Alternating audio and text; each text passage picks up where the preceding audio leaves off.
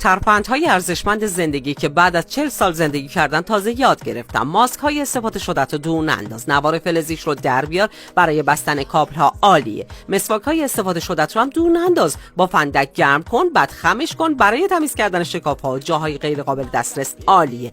قلاب سوتیانت هم ببر، بچسبون به آینه یا دیوار اتاقت، برای آویزون کردن جواهرات عالیه. همدیگه گم نمیشه، همدیگه گره نمیخوره. یکی از قلابای سوتیانت هم بدوز به کمر شلوارت، حالا اندازش مناسبته. دسته های کارتون شیر حکم گنج رو دارن، از اون میتونی هم برای بستن پرده استفاده کنی، هم اگه دستگیره که شد شکسته بچسبونی بهش، هم میتونی بچسبونی به دیوار. جارو و تی رو بذاری داخلش دیگه نمیافته. یکی رو هم بزنی به کاشی آشپزخونه، دستمالا رو بذاری روش. یکی رو هم بزنی به درب توالت فرنگی، اینطوری خیلی بهداشتی تره. یکی رو هم از وسط برش بدی، بزنی به دو طرف سطل آشغالت، نایلون رو بذاری داخلش، اینطوری دیگه نایلون سر نمیخوره. از بطریای پلاستیکی برای نگهداری غلات استفاده کن، کاربردش تو آشپزخونه عالیه. یه بطری هم از وسط ببر، قسمت بالا رو برعکس بذار تو قسمت پایین، صابون بذار داخلش، اینطوری دیگه صابون لیز نمیشه. قسمت بالای بطری روغن رو ببر، دو طرفش رو به این صورت سوراخ کن، بذار روی دستمال توالت و یه سیخ چوبی ازش رد کن و حالا آویزونش کن تو حموم و دیگه نگران خیس شدن دستمال نباش.